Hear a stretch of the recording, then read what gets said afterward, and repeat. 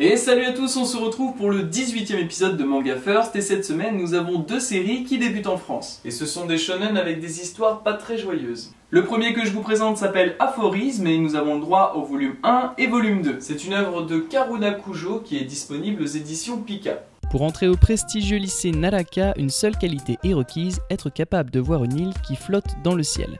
Les élèves qui fréquentent cet internat très sélectif sont tous promis à un avenir radieux.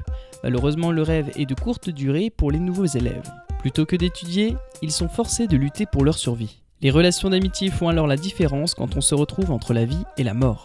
Attends, tu viens de dire que pour rentrer dans ce lycée, il faut être capable de voir une île qui flotte dans le ciel. Oui, c'est ce que je viens de dire. Mais c'est pas un lycée, c'est un hôpital psychiatrique. Bah non, apparemment c'est bien un lycée. Ok.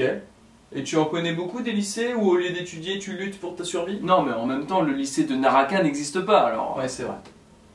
Quoi qu'il en soit, si cette série qui en est déjà à 13 volumes au Japon vous intéresse, vous pouvez lire un extrait sur le site officiel des éditions Pika. Le deuxième shonen de cette semaine s'appelle Wizard of the Battlefield de Iyama Daisuke aux éditions Doki Doki. En 915 du calendrier continental, la guerre n'a plus le même visage qu'antan. Les braves sabreurs à l'esprit chevaleresque ont cédé la place aux conscrits cachés derrière leurs mitrailleuses. Sur le champ de bataille se tient une jeune fille, son nom Haru Amagi.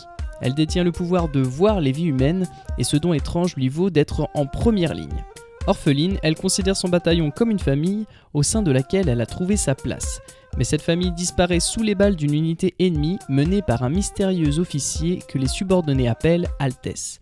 Haru, unique survivante de ce massacre, jure de venger ses camarades et part seule à la recherche de cette Altesse qui lui a volé ce qu'elle avait de plus cher. C'est une série qui en est à seulement 2 volumes au Japon et un extrait est disponible sur le site officiel des éditions Doki Doki. Et c'est la fin de notre émission, on se retrouve la semaine prochaine pour toujours plus de nouveautés et de mangas. D'ici là, portez-vous bien et à la prochaine.